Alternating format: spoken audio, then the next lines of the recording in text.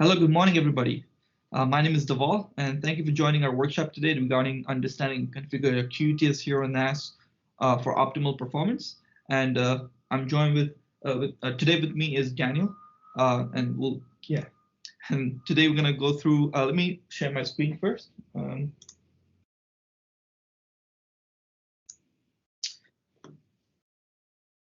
few minutes.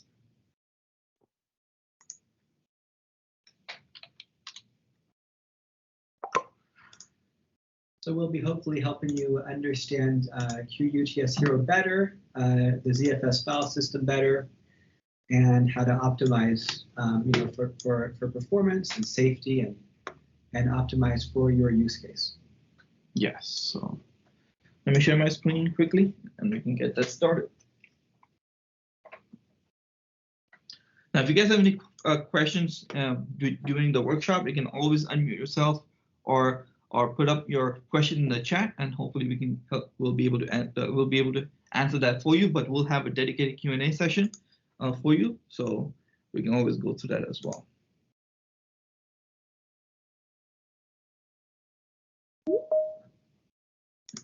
All right. So today's agenda again. We're going to introduce the QuTS Hero 5.0, and we're going to talk about how the ZFS helps the data protection, performance advantages, and with larger pool, right? The QuTS Hero can support up to 1.25 petabytes of a single storage pool. So that's a large storage pool. We're going to explain how you can achieve that, best practices as well. Part two, we're going to learn how to optimize your the QuTS Hero for best performance and understanding your rate expansion options. Then we'll stop for Q&A session. And then after that, we're going to start with understanding ZFS caching and also best practices on creating an iSCSI or shared folder within the QuTS Hero. And then again, and we'll end this with another Q&A session. Okay, so let's get started. So before we get through the slides, I want to just go through some landing pages. So we just released our new operating system, new version of QuTS Hero, which is QuTS Hero 5.0, and it does. There are some benefits with the QuTS 5.0, majorly with our. If you have an SSD NAS, that's a great performance benefit. We're going to talk about that further. But some upgrades to this is a dedicated ZIL or slog with QuTS 5.0. So no longer you need to share that with L2R. You can actually dedicate a ZIL SSD caching as well. Okay, you want to talk about that? Yeah. So ZIL can accelerate your writes when you have to do synchronous I/O. And so your options are ZIL space on the system pool by default, ZIL space and L2ARC SSDs, but we've now added the option for a third space just for ZIL and nothing else. Yep. And some other upgrades are improved security. So we now support TLS 1.3 for improved security as well as performance over when you're accessing a web browser or the internet. We now have public SSH key, so you can now create your own public SSH key to access or have more secure SSH access as well. And then we also now allow you to create your own admin account. So no longer need to use the default admin account. You have to create your own admin account when you initialize your NAS. This prevents, this improves the security as so when somebody's trying to guess your account, your username, so your username and password before QNAP, everybody knew what QNAP's default login is, right? Admin and whatever the password. So they only have to guess the password. With the new update, because you're going to create your own admin account, they also have to guess the username and also have to guess the password. Another advantage is because this is based off Linux, admin account is actually the root root account information for your Linux system. So in case of somebody tries to hack in, they can get access. If they get access to your admin account, they can have actually the whole access to your whole unit using SSH as well. So that also prevents that as well. Another improvement that we have is WireGuard VPN. We now support WireGuard VPN server as well as client with the QVPN 3.0. So once you upgrade your QuTS Hero to 5.0, you can upgrade your QVPN or add QVPN services, and you can now access WireGuard, which is a lightweight and most secure way to access or create your VPN tunnel as well.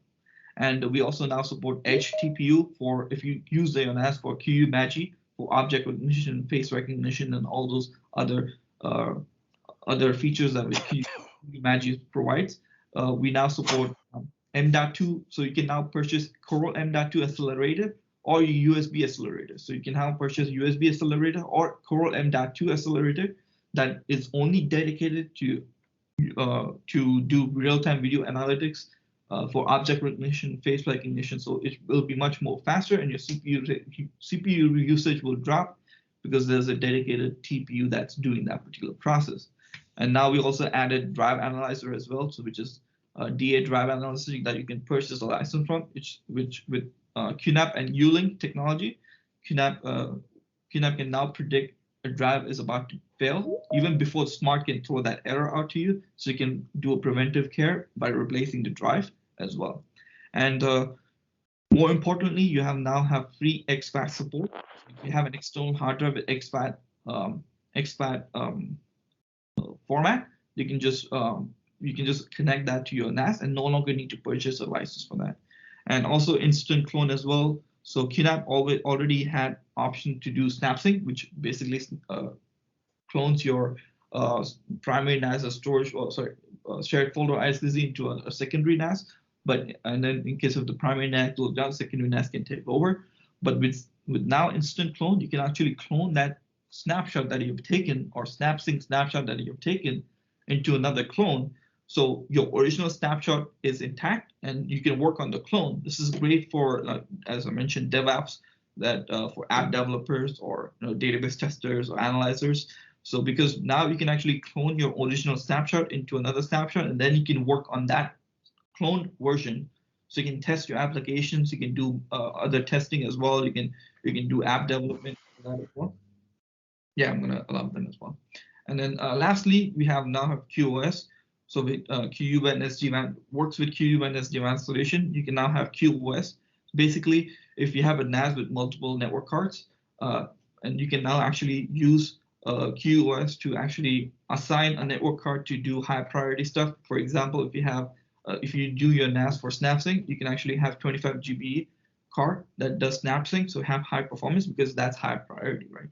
And then for other applications like lower priority application like file server, you can actually assign another 10 GB maybe card for that. And then for lowest priority, like just backing up your to cloud. 1 second. All right, so yeah. Hello, everyone. I'm Daniel, and I like to recommend builds and configurations for use cases. And I'm really excited to talk about QuTS Hero, our ZFS-based operating system. If I were to describe what QuTS Hero is something designed to look and feel as much like QTS as possible, but we use the ZFS file system. And ZFS is a file system really built around safety first, very safety-oriented. And there's also some performance advantages as well. And some of them are actually quite significant, which we'll get into. But really, ZFS is safety first, and then there's performance benefits as well. So ZFS offers data self-healing to heal data corruption if it should occur. Copy on write is to prevent data corruption. Most of our Hero models support ECC RAM to prevent corruption, and our Hero now support more than 65,000 snapshots to protect from file deletions or unwanted changes. And then with our Hero NAS, we have some excellent high-speed storage options. I could have also mentioned bigger storage pools, so great for people who need like a petabyte of storage.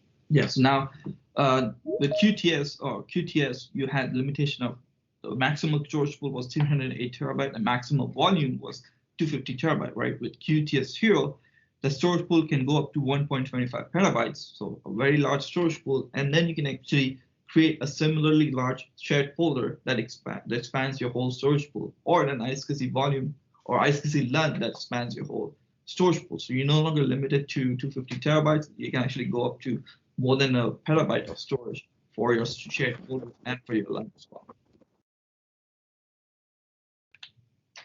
So you might ask, well, why do I want all these features to protect from data corruption? And data corruption, that's not like it happens all the time or anything, but there are ways it could happen. So if there's first of all, there's a picture of a picture that's been corrupted. Like you can tell that that picture used to look like something else. And, you know, corruption can mess up not just photos, but it can mess up applications. It can mess up all kinds of things if it should happen. Some of the things that could potentially cause corruption are a power outage during a write. Now, our copy and write feature can really help protect from this, but that's one of the things that can cause corruption is a power outage during a write. A power surge, like if lightning strikes your building or right next to your building. You damage your drives in some way. A power supply failure during a write. Bad RAM, especially if it's not ECC RAM. Or sometimes if a drive is about to fail, it can throw some errors and cause some corruption. Yep. Again, so it's just that this happens in the background. You may not even notice it with QTS here. Again, basically main causes, again, power outage is the main cause of this issue. So in case if you're writing some data and suddenly you lose power and you don't have a UPS battery backup, your QTS or ZFS can help prevent that as well. So one of the protections from this corruption is data self-healing to heal corruption if it should occur. The way this works is every block of data has a checksum. So if the block gets corrupted and you read it, the checksum you read does not match the checksum recorded, and right away it should know it's corrupted. And then it just can use your RAID redundancy to get the correct block. And it actually overwrites the bad block with the good block. So this is a picture of RAID 1, just because it's easy to explain. There's another drive with another copy with another duplicate block that's good, a good block. It actually reads the good block, overwrites the bad block. You got two good blocks again. It's easy to show in RAID 1, but this works in RAID 5, 6, you know, whatever. As long as you have RAID redundancy, this works. And this happens automatically, so you don't need to do any kind of file system check that you used to do in QTS. This happens in the background. It already happens. So there's certain scenarios that will trigger it, such as reading the data or performing RAID scrubbing. So we always recommend your RAID scrubbing, that you need to perform that once every month. So that usually happens during the first of the month, and you can schedule that as well. So that will help with self-healing as well. So self-healing was to heal corruption if it happens. Copy and write is to prevent corruption from happening in the first place. And specifically, it's there to prevent the kind of corruption that can happen when a write is interrupted halfway through overwriting a block of data. If you think about a halfway overwritten block, if it's halfway overwritten, you don't have the original state of the block. You don't have the final state of the block. A halfway overwritten block is garbage. It's not good for anything. And in some cases, it can cause minor things. In some cases, it could mess up the whole file. So what copy on write does is it prevents that kind of corruption from happening by causing you not to directly overwrite blocks of data. So in these pictures here, you can imagine those bottom 4 blocks are like a Word document. And let's say you're modifying a paragraph. So you're modifying 2 of those bottom 4 blocks. So with copy and write, instead of overwriting those 2 blocks, you write 2 brand new blocks. And the advantage of this is if your write gets interrupted, you might stop yourself from writing the 2 new blocks, but you're not going to corrupt the original block. So the way this works, you write 2 new blocks, and you just move the metadata over to point at the new blocks. So have the mouse just a little bit on the slide. So for example, if at first, you see, here it goes. If at first you read the file from these 4 blocks, now you point the metadata to read the file from these 4 blocks. Which is the green. So the green is the new block that you've written. Yeah, and so first advantage is if you interrupt the write of these new blocks, these blocks are intact. So interrupting the write might stop you from saving your most recent update, but it should not corrupt the whole file. The other advantage is since you're not overwriting these blocks, they actually stay in place. So you can always point the metadata back. So if you point the metadata back to the original 4 blocks, you read the file in the previous state. You point the metadata to the new blocks, you read the file in its current state. So this is actually how our snapshot feature works. We're using the copy and write feature for a snapshot. Leave the original blocks where they are, just point the metadata back. Because we're using a file system feature for our snapshot, it's more efficient, and that's one of the reasons why we could have 65,000 snapshots. That's a lot more than what you could have in normal QTS. Exactly, and this will help you, so in case when you're writing data, and in case if there's a power failure, and you were in the middle of editing a document, this prevents that to happen, right? Because it already, the original file is always intact. So just the QNAP just has to refer back to the original blocks, and your data is back the way it was. The only thing you may lose is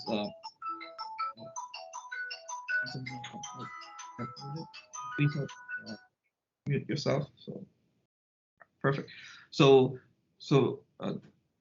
again, so when there's a new block written, if it's successfully written, the QNAP just points it at the new block and your file is new. But with snapshot, you can always go back to the other version if you needed to. So in case if you want to go back to your previous version, and if you do have snapshot enabled, QNAP can just point to the original box, and you can get your original box back.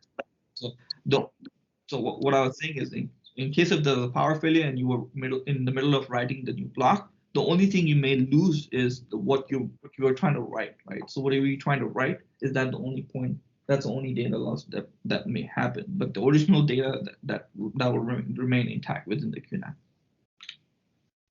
So I do want us to talk. We want to talk about performance, because this is a workshop on how to optimize for performance. And so even though ZFS is #1 at safety first, there's some great performance advantages. And the first thing I want to mention is that with QuTS Hero 5.0, we've significantly increased the SSD performance.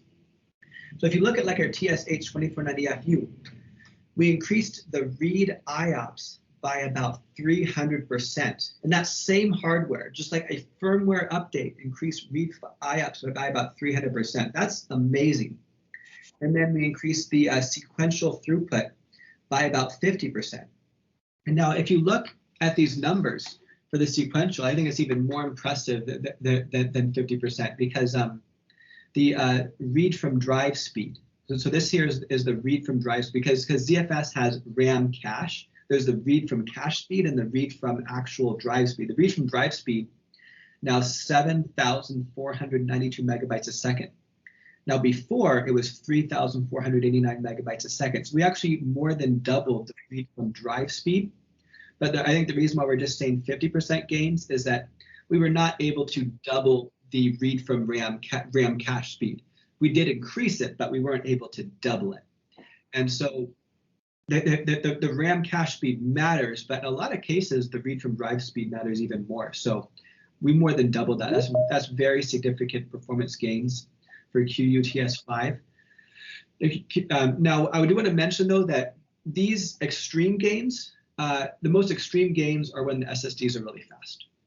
You know, this is the screaming fast all NVMe. I mean, if you have 24 NVMe drives and they're all like 2,000 megabytes a second, I mean, think about like 2,000 times 24 is like a theoretical performance of all those SSDs. So I mean, these are screaming fast SSDs. When the SSDs are so much faster than you know, other bottlenecks in the NAS, you can access that data in a more efficient way with your CPU. There could be some great performance gains. I do have some HDD storage. There should be some gains, but they won't be this pronounced. Basically, the faster the drives, the bigger the gains when we make it more efficient in how we access the data. The slower the drives, the smaller the gains. So for Hdd Storage Pool, there's gains, but it won't be that extreme. And this is why we have our test unit for this presentation was the TSH2490FU, which is a 24-bay U.2 NVMe drive, so the fastest drive available. So you get the maximum benefit out of that NAS. And then for getting this performance benefits, all you have to do is upgrading your firmware from your current 4.5.4 to 5.0.0. Nothing else needed. You don't need to reinitialize your whole NAS to get the performance benefits. Just keep using the way it is. Just upgrade your firmware, reboot your NAS, and everything should be up and running as well. The next part is learn how to optimize, the storage pool and understand RAID expansion options. So as we talk about performance, I want to focus a bit more on HDD performance for a bit, because right now I think most of our customers still primarily use HDDs for their storage. And ZFS has a lot of features that can really help HDD storage pools perform better. And I want to start off with two basic principles. First of all, HDDs perform better for sequential access than random access. I mean a lot better, like orders of magnitude better for sequential access than random access. So a file system that will make the reads and writes as sequential as possible is going to maximize the performance of HDD pools. And And Hero has some features to make the reads and writes more sequential. The other thing to consider is you likely have multiple HDDs. Like you might even have a lot of HDDs. So even if each individual HDD is not that fast, if the file system can scale performance well with number of HDDs, you can get a lot of performance when you have a lot of HDDs. So a file system that scales performance well with number of drives will perform well if you have a lot of HDDs. Remember, we can have more than a petabyte storage pool with a lot of HDDs, and QuTS Hero can really shine there. So some performance enhancing features in QuTS Hero. There is inline compression. So basically you take data into the NAS's RAM and you compress it while it's in the RAM, and then you write it to the drives in a compressed form. And what that means is throughput into the NAS is greater than throughput onto the drives because you're writing compressed data to the drives. So basically more data that's coming into the NAS, but less is written onto the drive eventually because everything is done within the RAM before it actually touches your hard drive. Yeah, and so what's really cool about this, let's say you just had like 4 hard drives, RAID 5. The max throughput of that pool might only be like 600 or 700 megabytes a second. But if you're writing compressed data, you might be writing like 900, 1,000 megabytes per second into the NAS before you hit the max 600 or 700 megabyte per second your drive storage pool could have. So inline compression can actually improve performance. It's not just for more storage. Obviously, it's going to give you more storage, but it can also improve performance. Now, these next 3 features, right, coalescing prefetch, ability to set block size, these are all related to this first principle. A file system that reads and writes as sequentially as possible can maximize performance of HDD pools. All these 3 are about keeping the reads or writes as sequential as possible. So write coalescing, you take all the teeny small writes, hold them in the RAM for a little bit, and take the small stuff and group it together into larger chunks. And then you write these larger chunks more sequentially into the drives, which can greatly increase your write performance by making it more sequential, because HDD drives perform a lot better sequentially than for random. Again, if applications suggest database, right? So database has a lot of small writes. So QNAP can help group them together when it's written onto the NAS, and then you can sequentially write that into the hard drive. So again, those get maximum benefits. Other applications also do get benefit as well. Yeah, exactly. The more random the writes are, the more write coalescing helps, as it makes it more sequential. And database tends to be very randomly written usually, so write coalescing can be great for making those writes faster. So prefetch is about helping to keep the read sequential. And prefetch is a little more complicated to understand, but basically it helps keep the read sequential when you have multiple users reading from the NAS at the same time. So let me try to illustrate the problem that prefetch is here to solve. First of all, if you just had one user reading one large file, it's going to be mostly sequential. They'll just read this block, that block, that block, that block, that block in sequential order, no problem. But what if you have 4 users, each reading a different file? User 1 reading this file, user 2 that file, 3 that file. Well, the blocks of data can be demanded from the NAS like this if they all read at the same time. User 1 demands the first block of this file. User 2 demands the first block of this file. Remember, this file is in a different spot on the drives.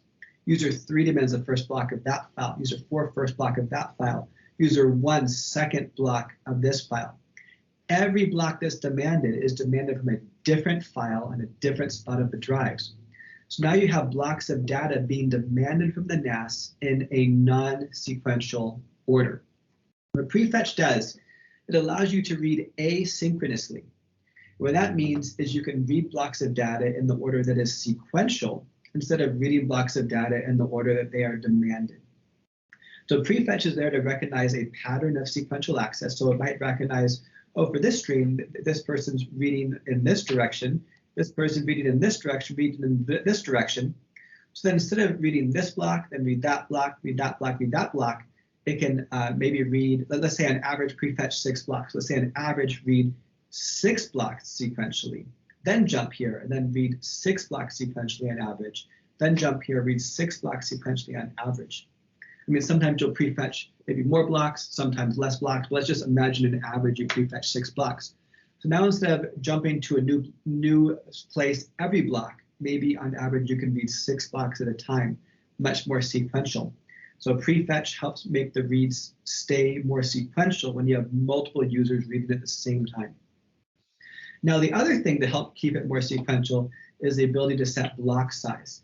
And if we go back to our prefetch example, imagine on average we're prefetching 6 blocks. Well, how sequential that is might really depend on your block size. Like if you have a 4K block size and you're on average prefetching 6 of them at once, then 4K times 6 is 24K. So let's say you're reading 24K sequentially before you jump to a different spot in the drives. 24K is not that much. It's really not that sequential. But if you choose 128K blocks and you're able to prefetch 6 of them on average, now you're reading 768K sequentially before you jump to a different spot in the drives. That's a lot more sequential. So prefetch and ability to set block size can help keep the reads more sequential when you have many users reading medium to large files at the same time.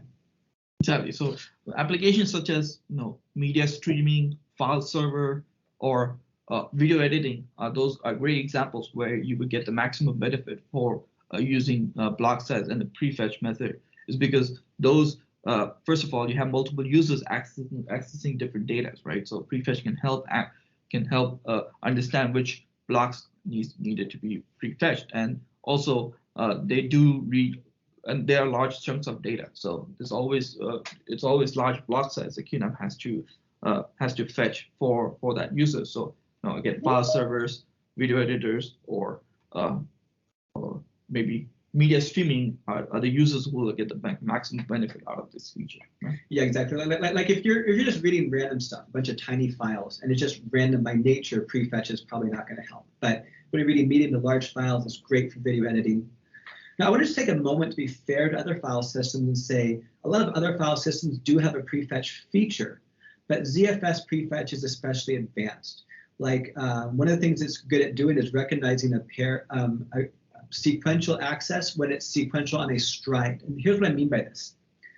What if 4 people wrote a file at the same time, 4 different files at the same time? Well, if all 4 read at the same time, what could happen is this file is on every 4th block. This file is on every 4th block. So Zfs Prefetch can actually recognize when you're accessing on a stride. So if it sees, oh, you're reading every 4th block, that's a pattern of sequential access. Let me prefetch every 4th block. And so that's the scenario where Zfs can really shine, is a more advanced prefetch that can work in scenarios where a lot of other prefetches just fail. Yeah, other prefetches may only just open up or prefetch the next block, but Zfs understands your pattern of reading that data, and it will prefetch whatever it thinks that you may need next, and which is usually correct because Zfs understands that you're reading the 4th or 5th block or every 4th or 5th block, and they will read that rather than just getting the next block, which may just you may just not need that at that point. So something else that's great about Zfs is it natively writes to all the RAID groups in the pool at the same time. Meaning with more RAID groups, you get more performance. Like if you imagine this like a 24-bay NAS with 3 RAID 6 groups, you write a file, it actually writes to all 3 groups at the same time for faster write speed. When you read that file, it reads from all 3 RAID 6 groups at the same time for better read speed. And this is even true if you add an expansion unit. So let's say you have a 24-bay, you add an expansion unit with maybe 2 more RAID groups. Now you got 5 RAID groups to write to all 5 at once, read from all 5 at once. So you actually, with Zfs, with QuTS Hero, you add an expansion unit and you actually get more performance. So these Zfs units can really shine. Like you have to do like a petabyte of storage and just add an expansion. I mean, these can really shine on the large performance, but so a lot of the other features I mentioned will also really shine. Even with like 8 or 12 bays, they shine. But if you need really high capacity storage, they shine even more. Okay, so we have our NASs now support up to 16 expansion bays, right? So for those units, you will get the maximum benefit out of the new feature sets, and then that's why you have 1.825 petabytes. And you still can get better. You're still not getting just a lot larger storage pool, but you're also getting the benefits of having to write or read from multiple RAID groups at the same time with Zfs's technology, rather than other file system may write one RAID group, and after that it will expand to the other RAID group and then the other RAID group. Right. Yeah. Now, something else I want to mention is that with QuTS Hero, It tends to, in most cases, perform a little bit better if you choose smaller RAID groups. So instead of just a few really large RAID groups, maybe more smaller ones, in most scenarios work a little better. And in order to explain this, I'm going to go back to the scenario where we imagine we were prefetching 6 blocks. So let's say we're reading a 768K of data before we jump to a different spot on the drives. But each block is actually striped among all the drives on the RAID group. So if you have 12 drives RAID 6, you have 2 drives for parity, 10 drives for data. So the 768K is split amongst 10 drives, which means that 768K of data you read before jumping to a different place, but you're reading 76.8K from each drive before you jump to a different place, because all that data is split amongst 10 drives. Exactly. And if let's say, for example, each drive is running at 158 or 200 megabytes per second, with let's say 10 drives working together in tandem, instead of reading for that one single drive, the whole data set, a whole block set, you're just getting 150 megabytes or 200 megabytes per second. But when you're reading it from multiple drives, all the drives, all that 150 megabytes all work together in tandem, giving you the aggregated speeds of whatever of that number of drives, 150 into 10. So that's how your speeds are aggregated when you're in a RAID group. Yeah, RAID groups do help you get better speeds. But in this case about sequential, it's just good to notice that, like, if you have a larger RAID group, in this case 12 drives RAID 6, in that previous scenario, you're only going to read 76.8K of data before jumping to a different spot on the drives. But if you choose a smaller RAID group, like with RAID 10, each RAID group is only 2 drives, because a bunch of 2 drive pairs is RAID 10. So now you take your 768K of data and just split it between 2 drives. And now from each drive, you're reading 384K of data before you jump to a different spot in the drives. So RAID 10 is significantly better at keeping the reads more sequential when you have a whole bunch of users reading from the NAS at the same time. And just in general, the smaller the RAID groups, the better it can keep the access more sequential as you have more users reading from it at the same time. And so that's one of the reasons why we don't now allow larger than 16 drives in a RAID group. So like if you have like 24 drives, you can make a RAID 60, because that's like, 2 RAID 6s or 3 RAID 6s, but you can't just make a 24 drive RAID 6 anymore. We decided not to allow that, one, for performance, because with smaller RAID groups, like you see, reading 384K from each drive before jumping to a different spot is a lot more sequential than reading 768K before jumping to a different spot. Now imagine if it was 24 drives RAID 6, you'd even cut this number in half. So one reason is for performance. We don't want a RAID group too big. Another reason is RAID rebuild speeds. You rebuild faster with smaller RAID groups. So also for safety, we have limited the size of a RAID group to 16 drives. And so it's not, so you can just make this decision, like if you have a 24 bay, do you want to do RAID 60 with 2 RAID 6 pairs, 3 RAID 6 pairs, RAID 10, but just in general, smaller RAID groups can maintain throughput better when you have many users at once. But just to step back for a bit, I do want to say, for most users, RAID 6 on like a 12 bay or 8 bay is usually more than enough performance. And so I'm not saying everyone should just use RAID 10, because it does cost half your storage. In most cases, RAID 6 is great. But if it's a scenario where there's just a lot of people accessing at the same time, like I came across a scenario recently where someone wanted like 30 video editors. I think they were editing like 1080p or something. So that's like the bandwidth seemed possible for like the throughput, but with that many people at once, I was wondering, well, will this stay sequential? And so when you just have a lot of people accessing the NAS at the same time, RAID 10 could be an option to consider. And also when with QuTS Hero, it doesn't allow you to add a single drive, so it's very important that you plan your upgrade or expansion strategy well before you build your system. So I think that's the tips for expansion, right? Yeah. So yeah, with QuTS Hero, you could expand a storage pool, but you can't expand a RAID group. So what that means, if you have, let's say you have an 8 bay NAS, and you think, I'll just buy 4 drives, make 4 drives like RAID 5. Then later you buy 4 more drives and think, okay, now I just want to change it to like 8 drives RAID 6. You can't do it. You have to take those 4 drives and make another RAID group. And you can add it to your storage pool. You can make your storage pool bigger, but you can't expand your RAID. So one of the things you really don't want to do is like you have an 8-bay, and maybe you make like 6 drives RAID 5 or 6 drives RAID 6, and then later you buy 2 more drives. What are you going to do with those 2 more drives? I guess you'll make a RAID 1. It's not a great situation to be in.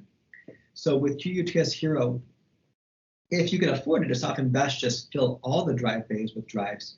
But if it's a larger unit, let's say a 16-bay, 24-bay, another option to consider is you could fill half the bays. Like a 24-bay NAS, put just 12 drives now. That means you have a 12-drive RAID group, and then later you could add another 12-drive RAID group. And then when both RAID groups are equal size, that's still pretty good for performance. Exactly. And most scenarios, you probably won't need that space when you initialize your NAS, right? When you initialize your NAS, it's a brand new unit, you're going to start filling up the data, right? So you can plan your upgrade strategy at that point, right? Let's say it's a 24-bay. Now we also have a 30-bay unit, right? So for 24 or 30-bay units, or even 16-bay units, let's say you can just start with half of the drives at this point, and then you can start using your NAS, right? There's no when you fill up your NAS with half drives, you can still use a NAS with the same capacity. With the same. So you can still use the NAS with all the feature sets, right? And then when the time comes, you can keep adding the drives. And then once you reach your maximum capacity, then you can, let's say you filled up the next 12 drives, the next 16 drives, the next 15 drives. You can then upgrade your RAID group to add that drives. And one thing to note is it's highly not recommended to have one RAID group RAID 5, the other RAID group RAID 6, or the one RAID group RAID 6 and another one RAID 5, or don't mix the RAID groups in a single storage pool. Yeah, this is important to know that in a storage pool, if you lose one RAID group, you lose the whole pool. So if you have a bunch of like RAID 6 for more safety, and then you just add one RAID 5, well, if you lose the RAID 5, you lose everything. So you're only as safe as your weakest link in your pool. So that's important to consider. Okay, that's it, right, for this. Also, I should mention one more thing, actually. ZFS does natively write to all the RAID groups at once, but it writes to, how often it writes to them depends on the space. So for example, if you had a 24-bay, put 12 drives in, fill it halfway up, and then add another 12 drives. Now your second RAID group is empty, right? So it now has twice as much space as your first RAID group that is half full. What that means is it writes to the new RAID group twice as often as the first RAID group. What that means now, if you have 2 RAID groups, the pool theoretically has twice the performance. But if one RAID group is half full and one is empty, it writes to this one twice as much as that one. Now, theoretically, your pool is only 1.5 times faster. Now to get to practical for a little bit, I mean, if you have 10 gig, even a 12 drives is already probably as much as you're limited by your 10 gig. So I don't think you'd notice the difference really. But if you say put a 25 gig card in there, or even 40 gig or 100 gig, because now we do have those options, right? So for those units. Yeah, so there are some scenarios where you might actually notice the difference and see better performance if you just put all your RAID groups there at the same time.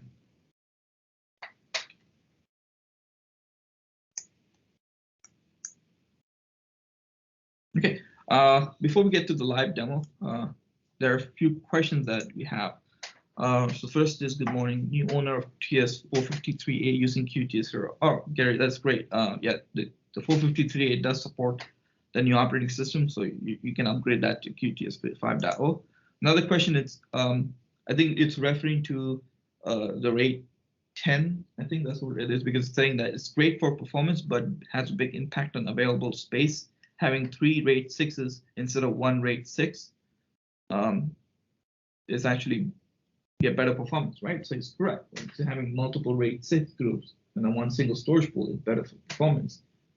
Right. Yeah, as long as you have enough drives. If you have like a 24-bay, yeah, like 3 RAID 6s should perform better, but give you a little bit less storage. But if you just had like, if you had just like an 8-bay, I probably wouldn't make 2 RAID 6s. But when you have enough bays, then yeah, you typically get better performance if you have more RAID groups, but you get a little bit less storage. Sebastian has a question. Why did you change the option? Because it was possible previously. I think it's referring to the RAID limitations. Yeah. Like before, we would let you make like a 24-drive RAID 6, and it's a balance, right, between letting you do whatever you want, even if we don't recommend it, versus preventing you from doing something that we think would be a really bad idea. And there's a balance there because not every QNAP user is that technical, and just some people don't know that like 24 drives RAID 6 is really bad for performance. They may not know that RAID rebuild times are really long and that can make it less safe. And so there is an aspect of wanting to protect some of our customers who maybe don't know these things. And so we don't let people do certain things that we think are a particularly bad idea. But the other balance is, what if there's a rare use case where this actually makes sense? And don't you want to just make that choice for yourself? And it's a balance for us, because there are some customers who just don't know how dangerous that is or how bad it is for performance. And we don't want them to have a bad experience with our NAS. Yeah, so I think that is it for questions for now. Guys, again, if you have any questions, you can always unmute yourself and keep asking questions away. That helps us as well, because if you have, we can always go back and forth and then elaborate more on the questions as well. But if you do not have a mic, you can always, as everyone is doing right now, you can always put your questions in chat, and we can always answer that as well. We'll just take a few minutes, and then we can start answering the questions. Now, that's so for the live demo. Today's live demo, we're going to be covering how to first create storage pools, change folders, ISKZ, and then we're going to go through caching options as well. So first of all, as I mentioned first, on the QuTS Hero 5.0, the first thing I want to show you is disable the admin. As I mentioned before, admin account is disabled by default. So when you initialize a NAS, now the QNAP will give you the option to create a new user account. For example, for here I created my with my name Deval. So I've created a user account which is Deval, and the admin account will be disabled by default. Now, if you do want to enable this, you can always come here and enable this by just clicking uncheck the box. But we highly do not recommend doing that. Now, we just had a question from Gary, is how to set up a new admin account. To create a new admin account is very simple. Just go control panel and users and click on create user. Just put in a user. Let's say Daniel, enter the password. And then once you enter the password, under the user group, make sure you check administrator. And then under administrator and then shared folder permissions, you can give permissions to all the folders that you have. And once you have done that, you can also, by default, if you select admin, you should have access to everything. But the only difference is under shared folder permissions. If you have a lot of shared folder permissions, you won't see. By default, it won't be allowed. It will be denied access on certain accounts. You can just enable. You can just provide them read and write access. And once you have done that, the application privileges, you should have access to all the privileges. So once you've done that, hit create, and that will create a new admin account, and you can log out from the current account and then log in with the new account, and that is how you just create a new admin account. Now, for users who are coming from 4.5.0, you probably are using admin account, so just come here, create a new account. As I mentioned, just create a new admin account, and then just change yourself to administrator, and then log out from the admin account, log in with a new account. Just come here under same page, use control panel, privilege, and users, and then just click on this edit button and disable this. So now the default account is now disabled, so no longer people won't be able to allow or won't be allowed access to admin account. So hackers who are trying to get into your NAS, who's trying to guess your password, won't be allowed to access that. So that's one way to create a new admin account. So that's one feature that we introduced with QuTS 5.0.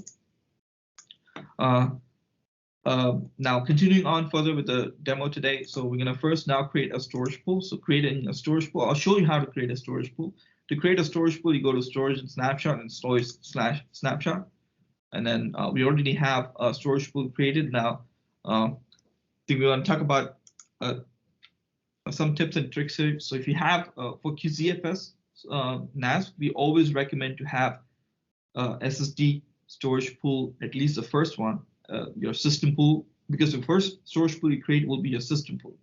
So we always recommend to have SSD as a system storage pool. Is that correct? Yeah. Particularly with QuTS Hero, it just runs better if the operating systems and the applications are on SSD storage. Now, for NASs, like I have a 973X, I have dedicated 4 SSD bays. But if you don't have a NAS with dedicated SSD base, you can always sacrifice a couple of bays. You don't require that much. Minimum is, I think, what, 240 gigs? Yeah, 240 gigs is your minimum required storage pool size. So anything above that, so even a couple of drives with RAID 1, a couple of SSDs with RAID 1 should, and you can create a storage pool out of that. For NASs that have NVMe drives, that's perfect. You can always create an NVMe SSD. You can just plug in your NVMe drives, create a storage pool on that, and then you can use the rest of the hard drives as your hard drive storage pool. Now, I already have a couple of storage pools. One is my system storage pool, which is based off the 2 SSD drives that I have on my NAS. And then I have a storage pool, which is the regular storage pool, which is based off the regular hard drive, which is my data storage pool as well, where most of my data will go. I would create a storage pool. You go to create and click on new storage pool, and then just follow the instructions. Basically, you select your hard drives that you want. You can select which RAID group do you want to, or what RAID type you want to have, RAID 5, RAID 6, RAID 60, RAID 50, RAID 10. Select that here. Now, for example, if you're expanding, let's say if you want to expand, I'm just going to go through that as well. Expanding a storage pool is also simple. On your existing storage pool, hit Manage and click on Expand Storage Pool. And then for QuTS here, you're going to be forced to create a new RAID group. That's how it is. Select the new storage, the new sets of hard drive. Make sure you select the same RAID type that you have with the original storage pool, and then hit Next. It will start expanding the storage pool. Now, going back to creating a new storage pool, just create new storage pool. Select the hard drives. Now, if you have expansion base, it will be listed right here. So this is the enclosure unit, which is the main unit on your NAS. And if you have multiple enclosures, like you have enclosure, as mentioned, you can now have up to 16 enclosures on most of our NASs. So if you have spare hard drives on different enclosures, make sure you select that correct enclosure, and then you can select your hard drives. Hit Next right here, and then you can optimize pool, which requires at least 100 gigabytes. But it will, when you create a storage pool, it actually optimizes the storage pool.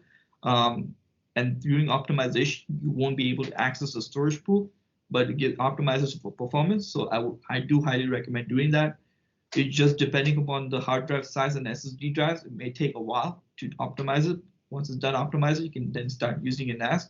You can also do pool over provisioning, which allows you to, again, pool over provisioning allows you to, with ZFS, again, it collects a lot of garbage, like copy and write and all those features. There's a lot of garbage collection that happens within ZFS. With pool over provisioning, it actually keeps 10% of your pool to store all that garbage collection, so you maintain a stable performance even when you start filling up your hard drives or your storage pool. Now this comes in handy when you fill up your storage pool to over 80% or 90% capacity, right? So once you start filling up your storage pool, your 10% can help you maintain a stable performance, and also increase the SSD lifespan, because it can always use that 10% to store that garbage collection. Is that correct?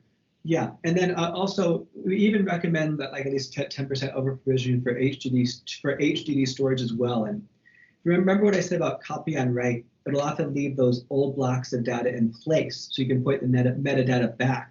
And because it's leaving old blocks of data in place and writing new blocks in slightly different locations, if there's just a little bit of free space, it can write things in a much more sequential way.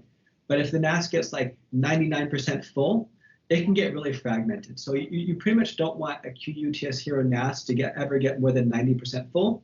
And I think that's why by default we make over provisioning 10% even for HDD storage. Yep. So that helps with that. Also, if you do plan to use this NAS for snapshot replication, or not replication but snapshot, if you do plan to take a lot of snapshots, we recommend at least guaranteeing some space for the snapshots. So we recommend at least 20%, but if you don't have that much space to sacrifice, you can always go down to all the way to 5%. But less the guaranteed snapshot, less number of snapshots you can have for your NAS. So here you can also mention that as well. And alert threshold, default is 80%. So whenever the storage pool reaches 80%, the QNAP will start warning you that the space is being full, and a status light on the front of the NAS will start blinking red or orange, indicating that you're reaching your maximum capacity of your storage pool. So it's always important to understand and always keep track of that as well. Once you have done all of that, just hit next, and this gives you a summary of what you're trying to do, and hit create, and it will start creating a storage pool, right? That's how simple it is to create a storage pool. Nothing much on that. You just have to understand, especially for expansion, what RAID group you're going to be selecting. Also, just plan out your storage pool strategy. How many drives you want to include in your first RAID group. You can start with 12 drives. You can always expand that to another 12 drives later on. So here, when you create a storage pool, that's when you have to plan out your strategy. Another thing is the most important factor is creating a shared folder and your I2C lab. Right? The first, we're going to create a shared folder. That is where you're going to be actually saving or accessing or copying your data or accessing data from. So click on create and then new shared folder. And then now we have okay, with another thing before we start with that, another thing you note is that another major difference between QuTS and QuTS here is no volume layer, especially for shared folder, right? With QuTS, you have to create a storage pool, then you have to create a volume, and then you get to access or create a shared folder, right? With QuTS Hero, there's no volume layer anymore. So you create your storage pool, and directly there below that, you're going to create a shared folder, basically. So there's no volume you have to create. Just create a shared folder that you can create on top of storage pool. So once you've done that, hit start. And so basic options here is folder creation. So folder name, just put in the folder name. Comments, it's up to you. And then if you have multiple storage pool, which storage pool you want to create this folder on. And then here you do space allocation. You can do thick provisioning, which is basically, let's say, for example, right now my storage pool 2 has 30 terabytes, almost 30 terabyte free space. Now, if I do thick provisioning, I can say create this shared folder for 30 terabyte or 29 terabyte, for example, and it will immediately allocate 29 terabyte out of that storage pool. Now, if I want to keep some space for my guaranteed snapshot, then I can lower this to maybe 24 terabyte. I can have 4 terabytes or 5 terabytes for my guaranteed snapshots for my snapshot storage. But what happens when you create the storage pool of thick allocation? It will immediately take away 24 terabyte from that storage pool, and I will no longer have any space available because 24 is for my storage pool, 4 terabytes is my guaranteed snapshot. I'll be left with 1.14 terabyte left on my storage pool to do other stuff like create another shared folder. And then thin provisioning, you can mention the allocated, you can say I want to have 24 terabyte, but it's going to allocate a little bit space, and then it's going to keep adding more space as and when you start using the data. Right? Yeah, so a simple way to say this is if you have a 10 terabyte folder thick provisioning with 1 gigabyte data, it takes 10 terabytes of space. If you have a 10 terabyte folder thin provisioning, 1 gigabyte of data, it takes barely more than 1 gigabyte of space. So thin provisioning, particularly when you have multiple folders, multiple share folders, will offer significantly better storage allocation, but thick provisioning has a small write speed benefit. Yeah. So what is recommended over here is, so if you plan to have a lot of shared folder, then you're in thin provisioning at this point.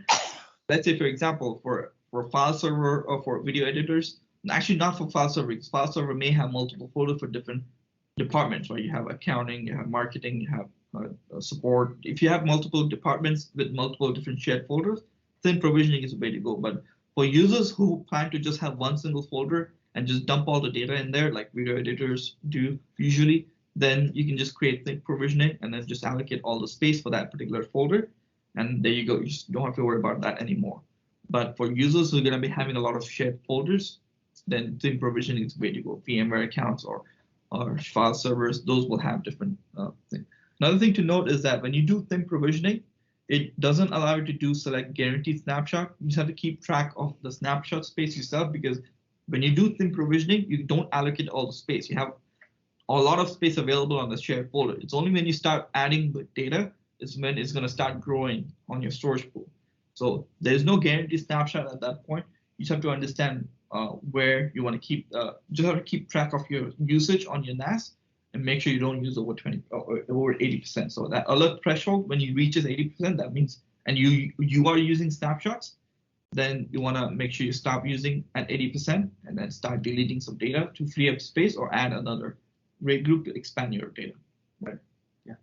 So that's there. So we're just gonna leave it at a small 1 terabyte space on thin provisioning. Another thing to note is encryption. Now there's no volume level encryption. With QuTS 0, there's shared folder encryption. So if you want to encrypt this particular folder, just check this box and input your password. Now it's very critical to make sure you understand what's your password, because if you do forget the password, then you may lose all your data. So it's very critical to have to understand. You should save your password at multiple locations. Now there's another option right here, is save encryption key. Is if you did check this box, when you reboot your NAS, QNAP will automatically unlock your volume and you have access to your data. You do have access to all your data immediately. If you do not check this box, when you reboot your NAS, QNAP will lock your shared folder and you won't have access to your data unless you come to your NAS and unlock the shared folder. So just something to note there. Once you have selected that, this is just the message it's giving you. So when you do thin provisioning, there's no guaranteed snapshot. So you keep track of your usage and do not use over 80% of your space, so you have enough space for your snapshot. So here's another storage setting. This is some tips and tricks right here that you need to understand. So data reduction is where you can set up your compression and deduplication, right? So it's always recommended to have compression, which is what is enabled by default. Yeah, so compression is very lightweight. It doesn't take many resources. So in some scenarios, compression helps let you store more data and even helps get you more performance. And there's other situations where it doesn't help. Maybe the file's pre-compressed. But because compression is so lightweight, it helps when it can help, and it's good at not doing harm when it can't help. So it shouldn't ever hurt in any significant way. So you can just leave it on always, and it helps when it can help. Yes. And deduplication, this is where, if you do plan to use deduplication, where you think you have a lot of duplicated data, then such as VM storage or backups for VM storage, because there's a lot of duplicated data, QNAP can help reduce the amount of space that is stored within the NAS, because what it sees that when you have a lot of duplicated blocks, QNAP only keeps the original blocks on your NAS. You save a lot of space, right? Yeah. So deduplication works best with like a bunch of VM images. That's where it's most effective at saving space. In a lot of other scenarios, the space savings isn't as great. Deduplication has a performance cost, a RAM cost. So you probably only want to use it in situations where the space savings is worth the performance cost and RAM cost. So it's not for every situation. Yes, and also if you do plan to use deduplication, ensure that you have a lot of RAM available. We do say minimum of 16 gigabytes is recommended, but minimum is 16 gigabytes. But what we recommend is at least 32 gigs and above. So to have duplication. So deduplication, make sure to ensure that you have you have at least recommended of 32 gigabytes and above if you do plan to use deduplication. And fast clone is the same thing that we were talking about, which is the copy and write feature. So fast clone can just copy the metadata. So imagine you have like 2 terabytes of something, like some file or something. If you want to make a clone, you can just copy the metadata. So it actually points to the same original block. So you could have like 10 clones of the same thing and not take much space. And then you can start working off your clone. And so it's a great way of space savings and making the clones really fast. And great if you're doing something you're not sure how it's going to turn out, you might want to do it on the clone rather than the original. And then performance blocks, and then zone synchronous IO mode. You have options between standard, always, and none, right? So you can talk about that more. Yeah. So I had earlier mentioned write coalescing, where you take the small writes, hold them in the RAM for a little bit, and group them into larger chunks to write more sequentially for much better write performance. So using the RAM is a little bit of a write cache. But there are certain scenarios where that's forbidden, particularly when the NAS is not aware of where one file ends and the next file begins. That could actually make it more dangerous to hold stuff in the RAM. So in certain scenarios, so standard is basically let the application decide. So the writers of the application should know, is this a scenario where it's safe to let the stuff be held in the RAM? Is this a scenario where it's not safe? If it's not safe to hold it in the RAM, you write straight to the drives. If it's more large, sequential, you write straight to the spinning drives, typically. And if it's small random stuff, you write straight to the ZIL space. The ZIL space could be on the same SSD as your L2R cache, or by default, it's on your system pool.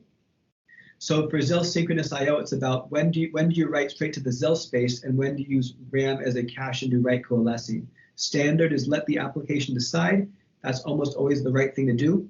If it's a case like video editing, the NAS, if through like SMB, the NAS typically is aware of where one file ends and the next file begins, and then it is typically fine to do write coalescing. But if it's iSCSI, the NAS is typically not aware of where one file ends and the other file begins, and then that's often not safe to do write coalescing.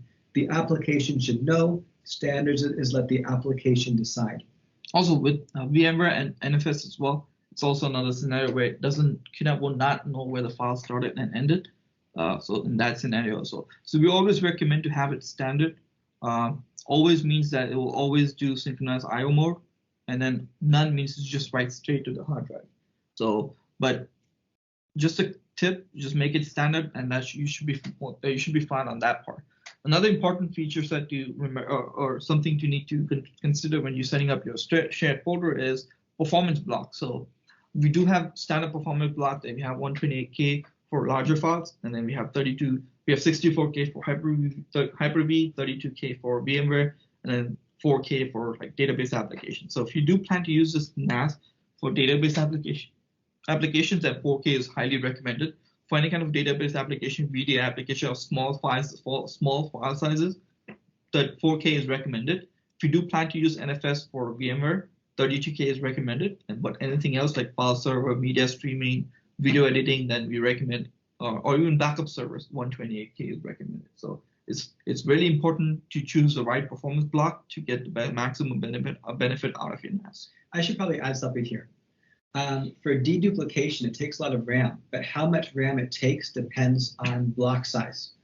Because it's really, how much RAM it takes really depends primarily on how many blocks you have. So if you make the block size in half, you now have twice as many blocks in the same amount of storage.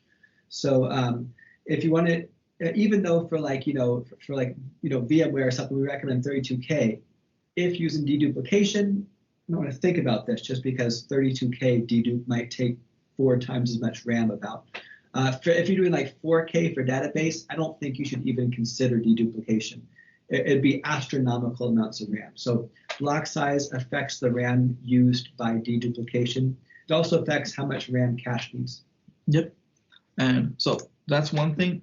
One more thing, and I think we have a comment here from George about WARM, respect to ransomware protection, and what is the features from WARM. Like WARM is basically write once, read many. So once you've written data inside a WARM folder, you cannot edit the data or delete the data unless you either delete the shared folder or delete the storage pool. So basically that's what the WARM feature is.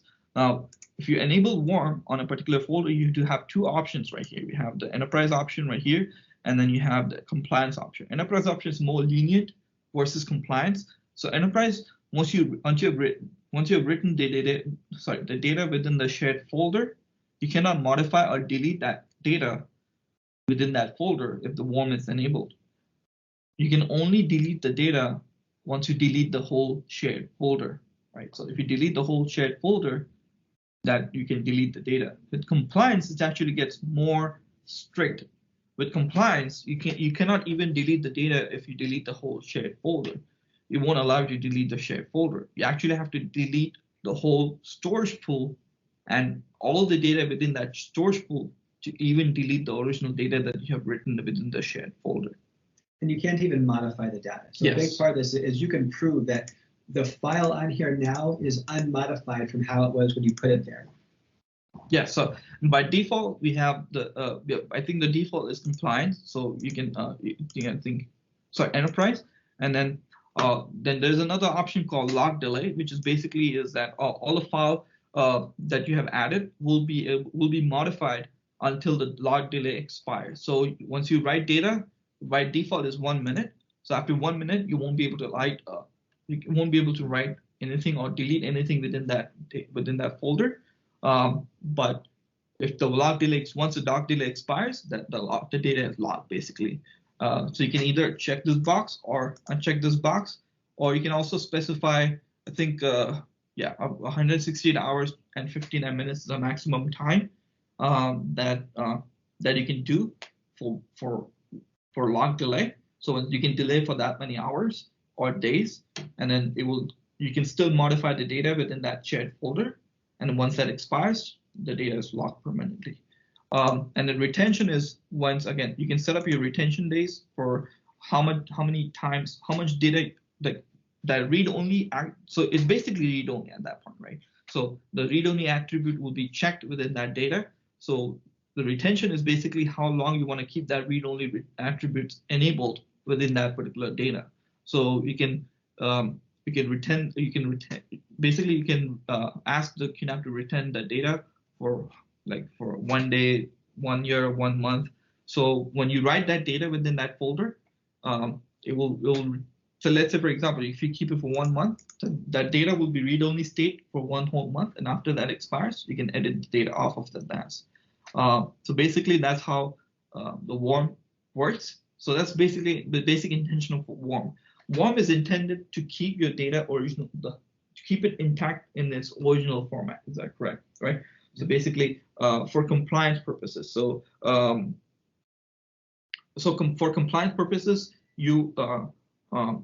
for compliance purposes, basically there are many industry like healthcare provider or government businesses that would like to keep that data in its original format. So with worm, you can always prove to the agencies that the data that was written in this was in the original format.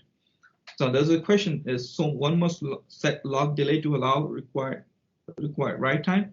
So write time is not so the folder is always write allowed. So you're always allowed to access that folder and write to it, right? The log delay only allows that data that, let's say, for example, if you've written an Excel sheet within that worm folder, right?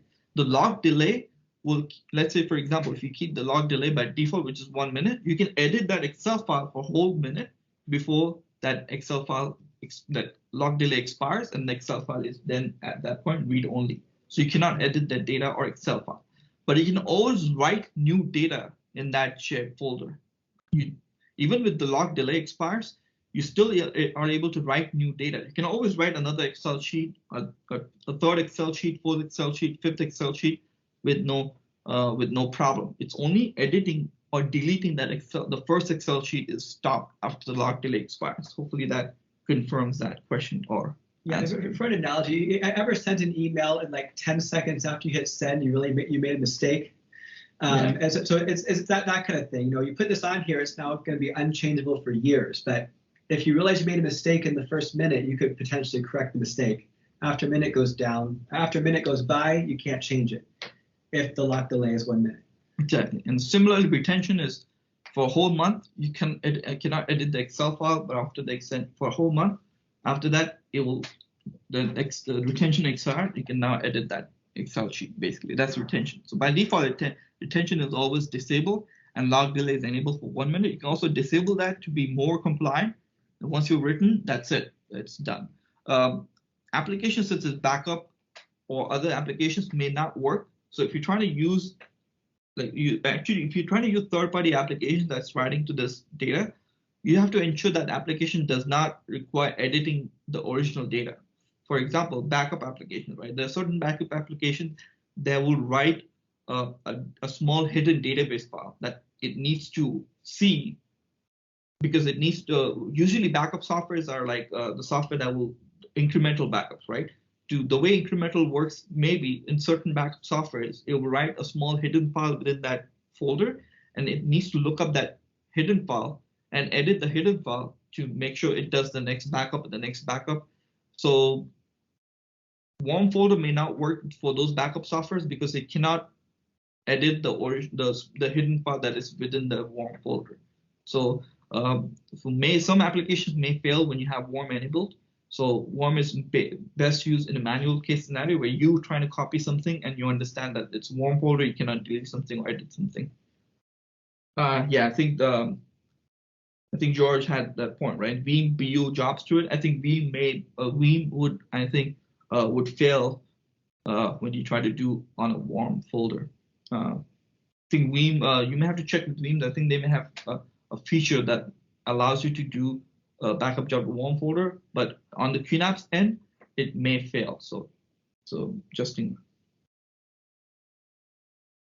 long enough delay. So I think George has so if you have a long enough delay time, so if you have a long, let's say if you set up long, let's say if you have a job that runs every few minutes or every few hours, you can set up a delay time for that many hours, and you can still edit the data, but then and after that many hours, it will just log that backup job permanently, basically. Yeah. So let's say you do a version today, and then tomorrow you do a new version. Well, your second version might involve editing some metadata file. Exactly. And you might just not be able to do it. So it might stop you from adding your second version. There are ways that potentially might not work if the editing software is not optimized for warm storage. Okay. So that's the warm. Hopefully that we will answer all your questions on that. The next is permissions. So by default, as I mentioned, admin is disabled. So all the future, if you disable admin, all your future folder creation will have admin won't have access to those folders. But because you are admin, you will always have access to read and write.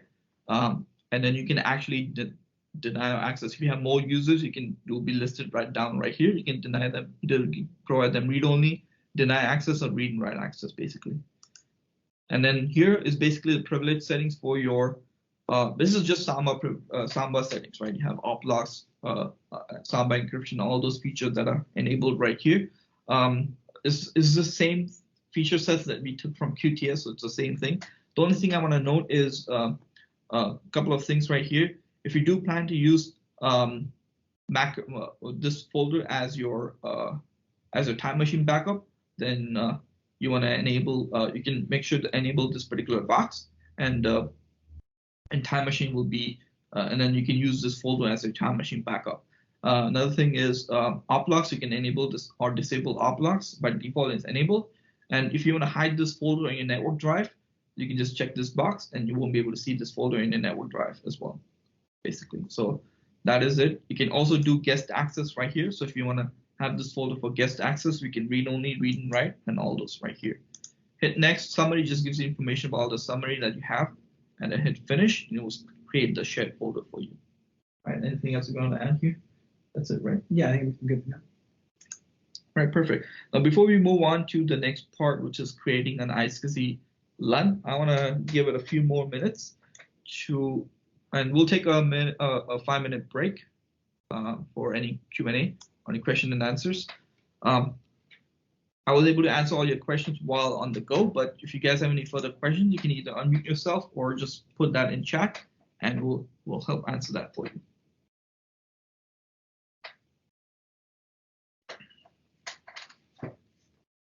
And if you guys like to see any specific demo for a specific part of the Q operating system, just let me know. We can always go off topic, and we can always discuss further on whatever you guys want to see a demo for, or whatever you guys want to discuss. I understand we do have a set topic line, but workshop is basically want to encourage you to ask as many questions or get as much information as possible. So anything else that you want to discuss today as well, or you want to see demo for, and we are able to demo that for you, then we'll be glad to help you with that. Does QNAP work with Azure or AWS? So that is also this response to Azure archive automatically. So we do support Azure and AWS for either backup, or you can use it for hybrid mount, which is basically mounting a drive from Azure, like a bucket from Azure or AWS onto your NAS. You can start uploading or downloading file from that user, or you can use it for a backup application. Immutable refers to worm, right? Immutable is, I think, yes, immutable is Azure's worm. You can upload that. You can still upload data to it, but if the other backup jobs may fail, that's part. Okay, but for Azure, we can back up to a worm folder? Worm folder, yeah. But your backup job, it's only one-time backup jobs that you can do. The other backup jobs may fail.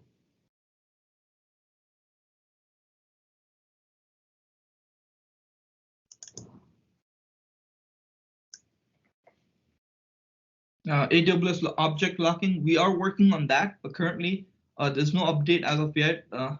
We'll have to check on that, but there'll be an update for, I think, HBS 3 for do object locking on AWS. Gary has a question. I have two 1 TB NVMe M.2 drives in the NAS. How do I set them up to be repository of the OS and cache? Yeah, so an SSD system pool is usually more important to performance than SSD cache. So if you only have 2 SSDs, system pool should almost always be the priority. But one thing that's worth noting is that for the ZIL by default on the system pool. So if you make an SSD system pool and don't specify that the ZIL is anywhere else, then it's on the SSD system pool. So whenever you have these synchronous writes where you need that ZIL space for better speed, you do get that ZIL space on your SSD system pool. But you can't have these 2 SSDs be your system pool and your read cache, but the 2 SSDs can be your system pool and your ZIL. And then basically to have your system pool, you have to make sure that the first storage pool you create will be your system pool. It's faster to do iSCSI or better NFS at QuTS. Here also caching SSD and DMV possible with use of SSD order. Now, I think iSCSI is recommended for better performance. So I mean, ZIL helps a lot with iSCSI write speed. And if you're talking about L2ARC cache, it should work on iSCSI. And so L2ARC cache is read-only cache. And actually, I think it's a good question here because there's many different use cases in iSCSI, but a lot of times in iSCSI, people care a lot about IOPS. So if you have primarily Hdd storage, you want some L2ARC cache to help with the random performance in some cases, that L2ARC cache can help. And of course, the ZIL space on your system pool, that can also help. So Hero is really great for this because I know ZIL to accelerate your iSCSI writes is a much safer way than using, say, like standard write cache. Mm-hmm. So ZIL and L2ARC is actually a great way to have good performance with iSCSI. And it can also work with NFS. It was the question, what's faster? I think in most cases, iSCSI will be faster than NFS. Also, it's better to use iSCSI because you're getting a block storage for your, let's say, for example, the best example I think this comes into mind is VMware, right? Because you do have the option to do NFS or iSCSI. With VMware, when you do iSCSI, you get, and let's say 20 terabyte of iSCSI LUN so when a VMware sees it, it sees a raw 20 terabyte iSCSI LUN, and it creates its own file system on top of that. And on the QNAP's end, there's no file system to worry about. So it's just basically a raw block of data that the QNAP has given to your NAS, or with iSCSI protocol, which is also a lightweight protocol as well. With NFS, you have your ZFS file system based on top of that NFS, and then you have NFS file system, sorry, not a file system, but NFS protocol that it needs to communicate, which is still a better way to communicate, but it's still it's better. The iSCSI is still lightweight, more lightweight than NFS. So I would always recommend iSCSI if you do have the option to using NFS. And iSCSI or NFS.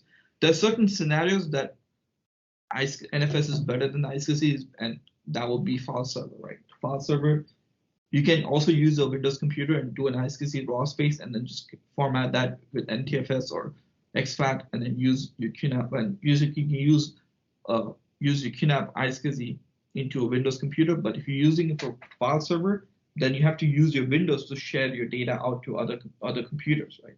But with NFS or Asamba, you can actually have the QNAP be your shared folder. You just create a shared folder in the QNAP, and then you can use all the other computers to directly access the QNAP rather than your computer and then the QNAP, basically.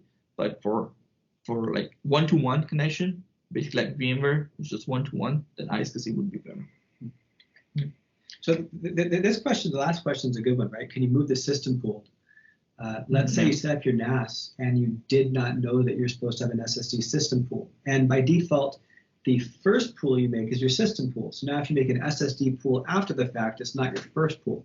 So the question is there a way to, after the fact, add an SSD pool, make it your system pool? And there is that option of what's safely detached pool, right? Safely detached pool on the QNAP. Do we want to attempt to demo this? Do you think we could do that or no? You can actually, there is a way to do it, but we don't, it's not recommended though.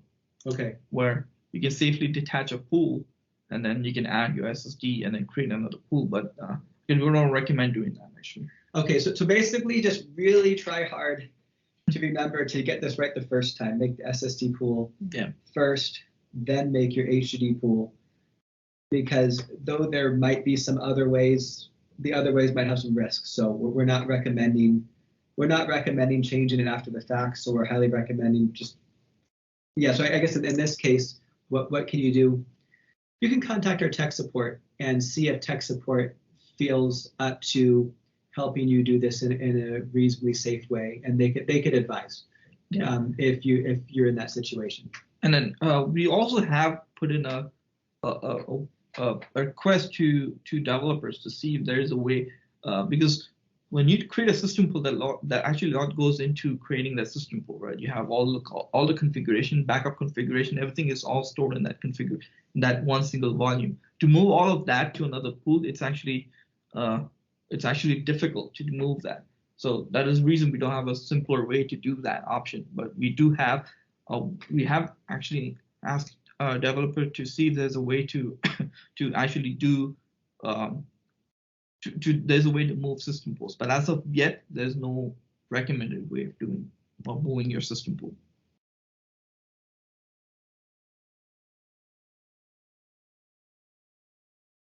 Is clustering possible with QuTS Hero NAS? We talk about no, unfortunately, not on the QNAP's end. There's no clustering possible within the QNAP's end. But if you have VMware environment, you can actually basically have two data stored from two different VMware, two different QNAP NASs, and then you can use that with your VMware. But on the QNAP's end, there's no clustering possible. Yeah, so basically we support iSCSI and fiber channels, so we can present QNAP storage as object storage to whatever, right? Mm-hmm. So if you have a cluster and you want to add more storage to your cluster, you could buy a bunch of QNAPs, add QNAPs to your cluster. But we don't at this time have the full cluster solution. You can add QNAP storage to your cluster, but you would need something besides just QNAP to manage that cluster. Yes, Gary. So yes, Gary, to move your system pool today, recommended way is to delete your current storage pool, delete all the storage pool on your NAS, and then create a new storage pool on your SSD drives, and start with that. So then the SSD will be your storage pool at that point. Great questions. Thank you so much for that. I will wait a couple of more minutes before we move on.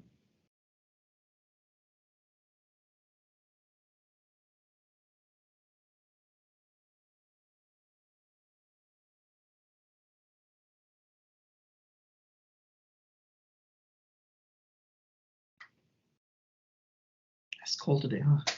It's raining out here today. It's really cold. Very cold in here. So we had to get a jacket. All right, so again, all right, let's get another question. I started with 6 drives, and in my 8-bay unit, I have 2 more drives. Can I add them to my RAID 5 array? So again, unfortunately, that's what we were referring to before. Unfortunately, you cannot do that with the QuTS here. You cannot add drives on the go on the current RAID group. You have to create a new RAID group to expand the storage pool. So basically, and I would not recommend in your scenario because the new RAID group will be RAID 1, and that will be bad for performance. RAID 5 on that and RAID 1 on the second RAID group. Yeah, now if you need a little more storage, you can add a RAID 1 and get a little more storage. It's not that optimal for performance. It's probably not catastrophic for performance. No, it's not catastrophic. It's not going to delete data. It's just, I would highly recommend to create a new storage pool with the RAID 1 rather than expanding the current storage pool. Yeah. So yeah, it just depends on the situation you're in. If you're okay having 2 storage pools, that probably is better. If you just have a need to make your current storage pool a bit bigger, if you make the RAID 1, obviously the RAID 1 has less performance than your RAID 5. The one upside of this is it will write to your RAID 1 less often because it writes to RAID groups based on how much storage in them. So it's the less performing RAID group, but it writes to it less often, and that's why it's not catastrophic to performance, but it's far from ideal. Yes. And so if you're okay with 2 storage pools, it's probably better to make a second storage pool. Yeah, just create a storage pool with RAID 1. You should still get the same capacity.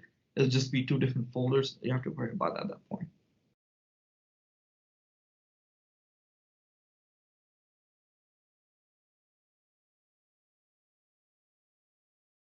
All right, perfect. So let's move on with the demo. Do not worry if you guys have any further questions, you can always just keep putting them in the chat.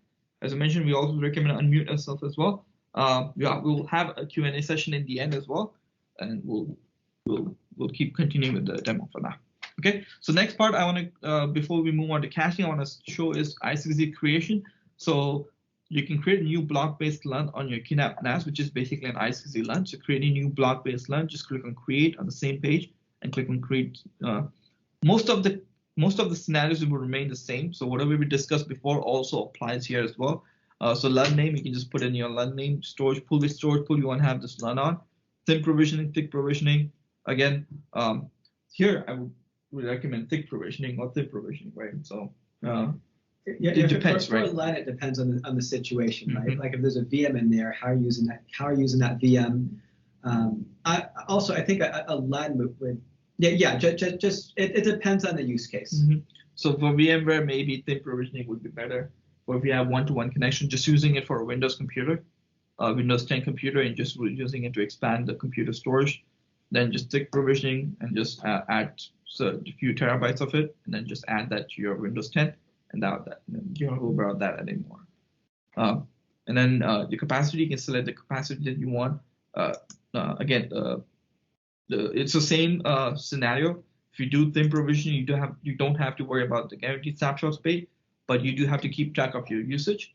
Make sure you ensure you don't use all of your space on your storage pool. And then compression, deduplication, alert threshold, same scenario, same method applies here as well.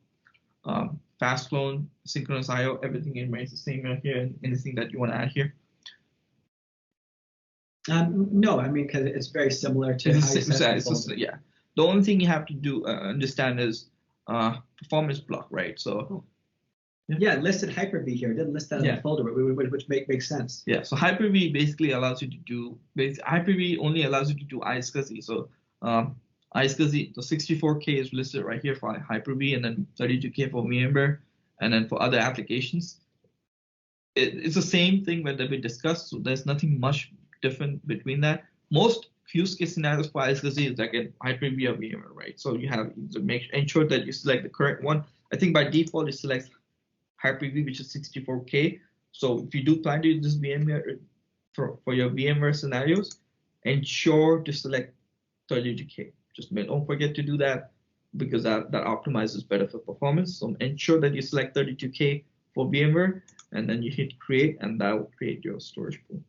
I'm sorry, your iSCSI LUN. That's it, right? Anything that you want to add here? I think I'm good. Yeah, perfect. So let's go back to presentation for a few more minutes, and then we can continue with. All right, next is caching. Yeah, so let's talk about cache on ZFS. So on ZFS, there's ARC cache, which is actually RAM cache. There's L2 ARC cache, which is SSD read cache, and there's ZIL, the ZIL space, which makes the synchronous writes faster, but doesn't really affect the asynchronous writes. So first, ARC cache. You might notice that even if you have even 128 gigs of RAM, you're not going to have a huge amount of free space, because it's better for performance to take the free space and actually use it for something. Don't just leave RAM idle on the table, but if nothing else needs that RAM, nothing else is using that RAM, just use it to cache more data. So whatever files or blocks of data that you've been accessed most frequently, it can be in the RAM cache for extremely fast access. And then, but it's still available RAM, because if you run a VM or something and it needs the RAM, it can just take the RAM from the RAM cache. So RAM cache is available but not free. That's the distinction there. So you should probably not have much free, but a good amount of available. And yeah. One more thing I want to add is this is where it differs from other operating systems, right? Or another file system, right? With QTS, let's say if you have a 16 gig of RAM and applications are not using it, then it's going to just keep that. Like you're just using maybe 3-4 gigs of RAM. Then out of 16 gig, 12 gigs is just wasted space that is not being used at all. If you install more applications, run VMs on top of that, you can start using that 16 gigs. But with ZFS, it sees that you have 12 gigs of available space, and it will start using it for other purposes. And let's say, so it will start using more RAM to give you better performance, to cache more data off of the NAS, and if you do plan to start using more VMs and you start using that 16 gigabytes, the ZFS will then release the RAM to use for those VMs. So it doesn't. So if it sees unused space, it will start using it for better performance and more data caching. But if you need more RAM for your applications, ZFS will release more space to give you. So you're not locked into once ZFS uses your extra RAM, it's not like that. It just doesn't block it. You can always take back the RAM for your applications. Yeah, and so basically this RAM cache is extremely fast cache, and so even if you don't run a lot of applications, it still can be great to have a lot of RAM, so you can have as much RAM cache as possible. On ZFS, just with more RAM, you just tend to get more performance. So on QTS, it's like a basic file server. Once you have 16 gigs of RAM, going to 32 has less benefit. Going to 64 has less benefit. You don't see as much benefit as you add more RAM. But on ZFS, you keep adding RAM, and it really helps a lot for that really fast, large amount of extremely fast RAM cache. Now L2 ARC is SSD read cache. So basically, when files get evicted from the RAM cache, so let's say it's been a little bit of time since you've accessed this file, and now it needs room for the next thing that's being accessed more frequently, it kicks it onto the RAM cache. You can have it put it on to the SSD read-only L2 ARC cache. Now, something to note here is the ARC cache is just extremely fast for everything, but the L2 ARC cache is a little more optimized for random access than sequential access. So most of the time, I recommend set L2 ARC to random only. Now, as I mentioned before, Hdd Storage Pools perform really well on QuTS Hero. So you can already get a huge amount of throughput from a good number of HDDs. So that's typically where the throughput comes from, is the HDD pool itself. But the L2 ARC can be great for increasing the random performance on a bunch of small reads. And again, L2 ARC works in tandem with your RAM. So it still uses your RAM, available space in your RAM, and with SSD to give you better performance. So it works in tandem. So it uses all the available space that it can get, basically, to give you better benefits and to basically cache more data and give you better benefits. So ZIL, you can think of it as ZIL cache. I often like to call it ZIL space, because there is always a ZIL, always. Even if you only had an HDD storage pool, if you only just had HDD and your system pools on HDD, there will be a ZIL space on your HDDs. There is always a ZIL space, no matter what, because there will always be certain applications that require you to write directly to the drives. And when that happens, basically certain applications say you're not allowed to use RAM as a write cache. You're not allowed to do write coalescing. In this particular application, that wouldn't be safe. And so when that happens, the large sequential writes write straight to the spinning drives, and the small random stuff writes to the ZIL space. And so this is one reason why you want an SSD system pool, so that because your ZIL space by default is on your system pool, and those random writes will be a lot faster if your ZIL space is on SSD. You also have the option of moving your ZIL space to the same SSDs as your L2ARC cache. And you also have the option of making just a third SSD space with the ZIL space there. I do just want to mention two things. First, ZIL is really only helping with the speed of the synchronous I/O. So if you're like, video editing through SMB, the NAS is aware of files. So you're typically doing write coalescing. So ZIL should not make any noticeable difference. But with iSCSI, the ZIL space can help a lot, or any case where the NAS is not aware of files that typically will use the ZIL. And then something else, if you're choosing between moving the ZIL to the same SSD as L2ARC or just leaving it on your system pool, most of the time I recommend just leaving it on the system pool. And that's because for the L2ARC, you constantly write to those. As you read data, you write it to the L2ARC so that next time you can read it from the ARC cache, right? From the L2ARC cache. So you're constantly writing to your L2ARC, but you're not constantly writing nearly as heavy to your system pool. So if you have your ZIL and your L2ARC SSDs, you're writing so much to the L2ARC that you're actually using some of that write performance. And also L2ARC SSDs have a higher likelihood of failing because you write to them so much more. But if you have your ZIL space on your system pool, the ZIL can perform better because you're not using up as much of that write performance because you're not writing to the system nearly as much as you write to L2ARC. Yeah, and then again, so ZIL works in scenarios like VMware or Hyper-V, where you may get maximum benefit. For other scenarios like file server or video editing, you may not get that much benefit out of using ZIL or write cache with ZFS. Now, something to note is L2ARC takes RAM. And it's more RAM than we need with QuTS. So with 128 gigs of RAM, you can have up to 4 terabytes of L2ARC. And so if you have only 32 gigs of RAM, you can only have 1 terabyte of L2ARC. And now you might think that's a problem, but remember I mentioned I recommend set L2ARC to random only in almost every case. Well, if you set it to random only, you're only caching the small stuff, right? You're not going to, because the big files will be sequential. So if you're only caching the small stuff, even a small amount of cache can typically do the job just fine. But you can't effectively use as much cache. And so 128 gigs of RAM, 4 terabytes of cache if your block size is 128K. But if your block size is say 54 or 64K, you need even more RAM. Basically, how much RAM you use for your cache depends on how many blocks. Make the block size half, you now have twice as many blocks and the same amount of cache. You choose 32K, now you've set the block size in half again. You have now 4 times as much blocks. And if you only had, say, 4K, I just wouldn't use cache. I would probably just never use L2ARC cache with 4K block size. Yeah, so more RAM is required for caching. As compared to QuTS, QuTS allows you to have up to 4 terabyte of cache, which is a relatively smaller RAM size. But with QuTS Hero, you have to ensure that you have enough RAM. So with just basic point here is ensure to have enough RAM if you plan to use ZFS.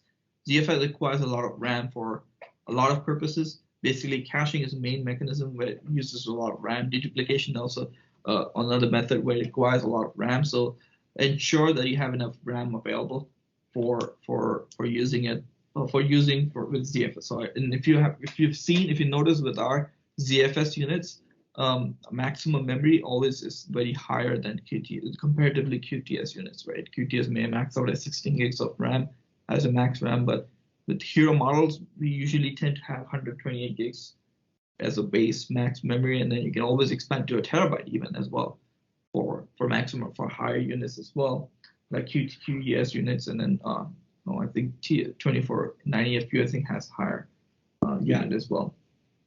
So, and that's the main reason is because of caching, right? So let's look at a small live demo for caching. To enable caching on your QNAP NAS, just go to Storage and Snapshot and click on Cache Acceleration, and click on the plus button right here, and then just follow the instructions. Basically, now with QuTS Hero 5.0, you have two options to do caching. Now, either you can use the same SSD drives to do both read and write cache, or you can actually have separate SSDs for read cache and another SSD for your write cache.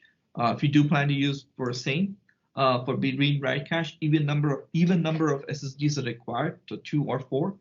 But for having different read and write cache for different SSDs, minimum is 3, but we recommend higher. Right? Yeah, and remember, one of the options is just leave the ZIL. So when this says write cache referring to the ZIL, you could also just leave the ZIL in the system pool. Is the other option. Yeah. So next we're gonna select next. You can select the drive. You can select which drive you want for read cache, which drive, and then the other drive would be for your write cache. And then you can set up your read cache right here. If you don't want to use ZIL, then just select create cache for read or write. Hit next and just set up your read cache right here, and just don't add another cache for your write cache. And then hit next, and here it gives you the ability of what folder you want to actually cache.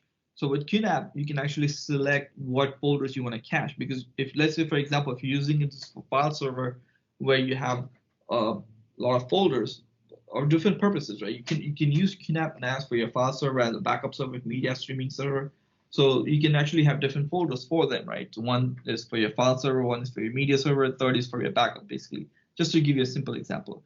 So let's say you don't want to cache anything for your backup, because I don't want to do any kind of caching for your backup. You just want to be a simple backup server that just does 1 gig of backup. It just does a small backup server backing up my Windows computer, time machine backup, just that don't care the performance from them.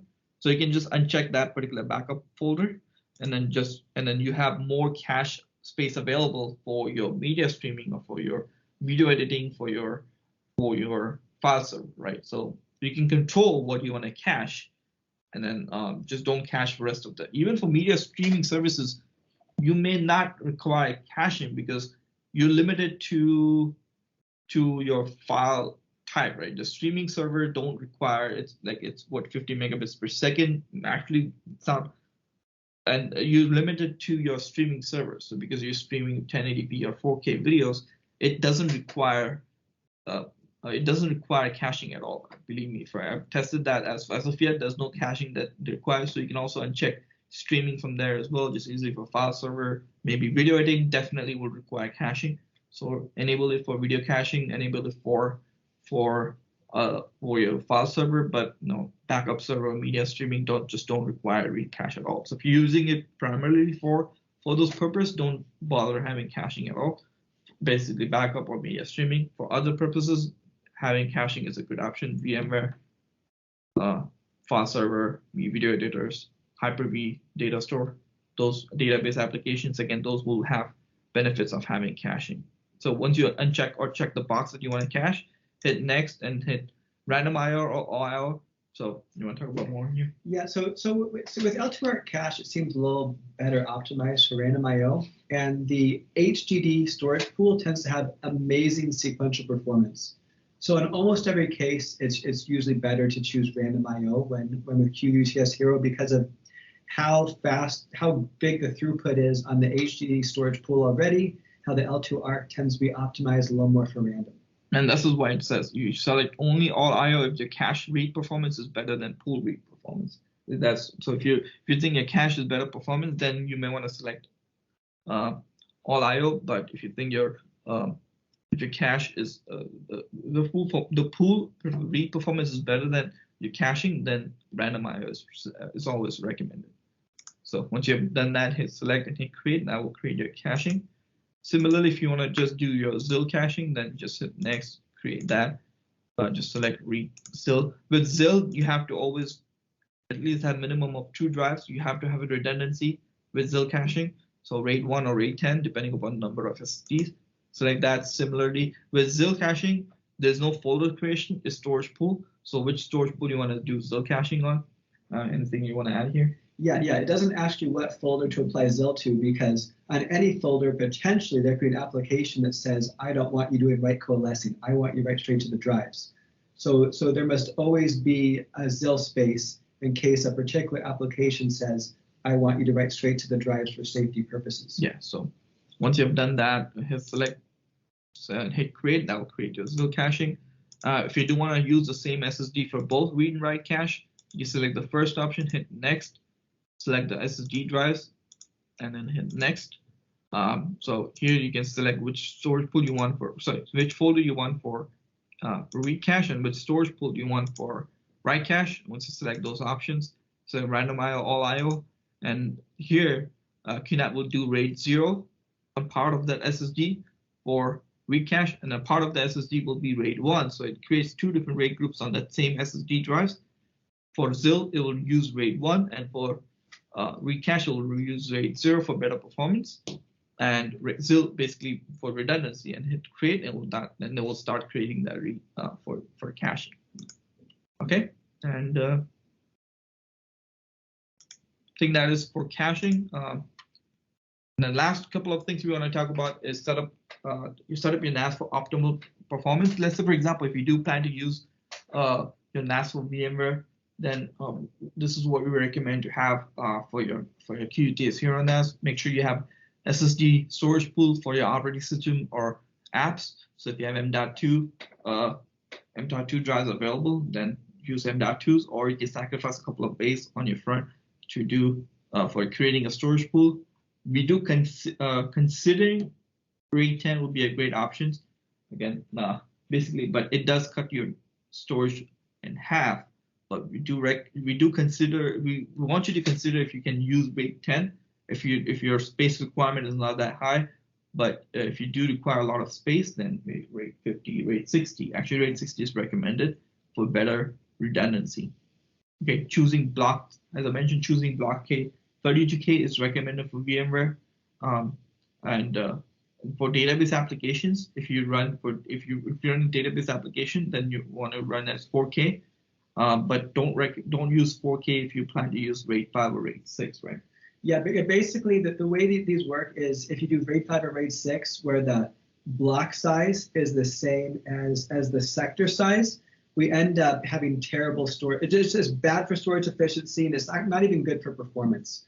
So just RAID 5 and RAID 6, because we write to 4K sectors on the drive, if the record size is the same size as the sector size, you effectively can't stripe your data across multiple drives. And you can end up with like 1/3 storage efficiency on RAID 6. You can end up with bad performance. So 4K is only for RAID 10 or RAID 1. It should probably not be used on the other RAID. I guess technically it can be RAID 0, but don't like to recommend RAID 0 because it's dangerous. But definitely not, I would not recommend it for RAID 5, RAID 6, or triple parity. And then again, going back to the first point, we want you to consider having SSD storage pool as well. So if you do for your hard drives as well, for your data store, if you can have all your SSDs basically for the whole NAS, like a 2490 FU, then that will be the fastest. That will be the best option for you. And NVMe is, again, as I mentioned, as everybody knows, NVMe is the fastest. So a NAS like 2490 FU would be a great unit for VMware data store. That gives you better performance, or it gives you best performance out of your NAS, and also optimal performance, optimal configuration as well. For ZIL space, we recommend fast and low latency space. So basically, if you have a NAS with hard drives, but you do have M.2s, NVMe, basically use that for your ZIL caching. Yeah, actually, I want to add also, I think for the ZIL, wherever the ZIL is, having power loss protection is good for the SSDs, because ZIL is really designed right straight to the drive, so that if you have a power loss during a write, you don't risk data corruption. And so it's great if your ZIL space has power loss protection. It adds even an extra degree of safety. Yeah, UPS, yes. UPS too. I mean, some SSDs themselves have built-in power loss protection, so that SSDs have like DRAM cache, but if you do it right with power loss protection, you can still use DRAM cache effectively to make the SSDs perform better, lower latency, but still have power loss protection and not not lose any data if power is lost right in the middle of the write. Yep. So that's for VMware. For optimal throughput, basically for situations like file server, media streaming, or video editing, again, the same first point remains the same. SSD pool is recommended for operating system. So the first pool that you create is recommended to create on SSD drives. Consider RAID 6 or RAID 10 for hard drives. So if you want, for your regular storage, we recommend RAID 6 or RAID 10. For your hard drive storage pool, if you want more space, then RAID 6. If you're okay with having a smaller space, then RAID 10 is considered. We consider RAID 10 for them. You can also consider for larger bay units like 12 bay or 16 bay or 24 bay or 30 bay, you can consider RAID 50. But for larger units, RAID 60 is recommended. It's safer basically because you have true drive redundancy on each RAID group. Whereas with RAID 50 or RAID 5, basically it's only one drive redundancy. So if you lose multiple drives on a single RAID group, you end up losing all the drives. RAID 6 will help with that as well. And for, again, as I mentioned, consider for larger units, then RAID 60 is recommended, because it gives you better redundancy, right? You have multiple redundancies with RAID 60. Multiple RAID 5s or RAID 6 in a storage pool can also be faster. So creating multiple RAID 5s in a single storage pool can also help with performance as well. And then if you want to use cache only, make sure to set up as random only, right? Anything you want to add? I think I'm good. All right, perfect. So that is for optimal configuration. That's a couple of optimal configuration that we think that most of our customers use it for. And actually, that will be it for today. We're gonna now open up for a Q&A, and after that we can end today's workshop. So let's see how many questions we have. So only one question for now that we have. A new question is, okay, so in order to make an SSD system pool, I must delete the current storage pool and start all over. Yes. So if you want to start, if you do have a current configuration and you did not create an SSD storage pool, then deleting all the currently only recommended option is to delete all the pools, back up your data, obviously, delete all the pools, and then create a new first pool will be created on your SSD drives.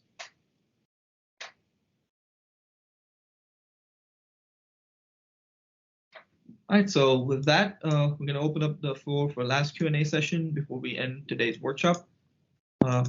Again, so you guys always have the option if you unmute yourself or just keep asking questions through chat. And then, so George has a question is, so pool 1 by definition is system pool. Yes, so first pool is always a system pool with QuTS Hero.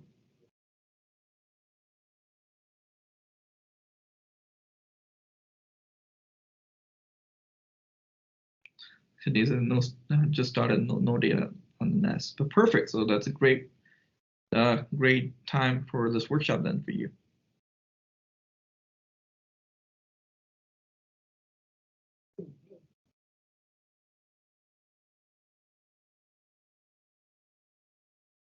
I thought it was somebody unmuted. Somebody speaking in the background.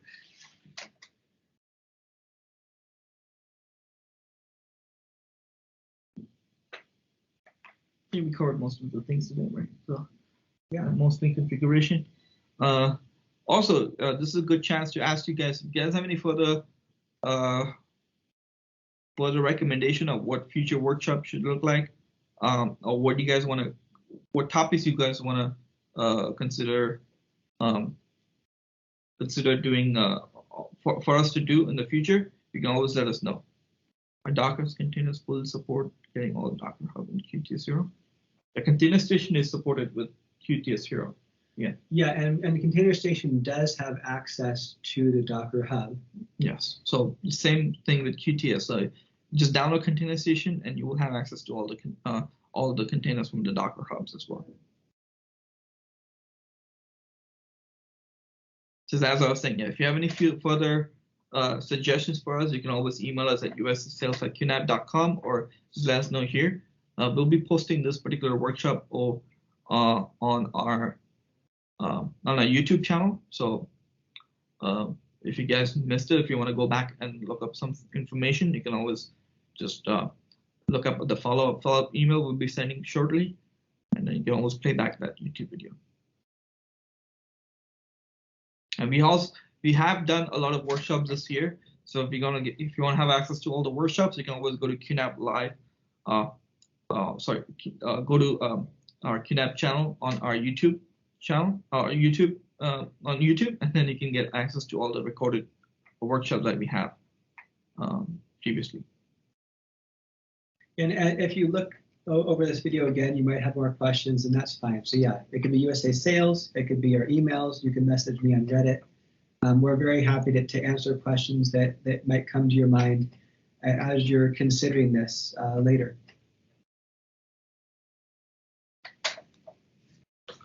Perfect. So it seems that no further questions. So thank you very much for joining today, everyone, and just stay tuned. And stay tuned for our future workshop, and we'll be starting next year, 2022. We'll have some new topics for you guys, and hopefully you guys are able to join those workshops as well. Yeah, there's a question for you. How can you reach Reddit? Oh, I mean, I'm QNAP Daniel at Reddit, so you can, message me there. We have a Reddit page. We also have the forums. And then it's fine to email me as well. But yeah, feel free to go on our forums at our QNAP, and you can message me there. All right, perfect. All right. Again, thank you very much, everybody. You guys have a great day.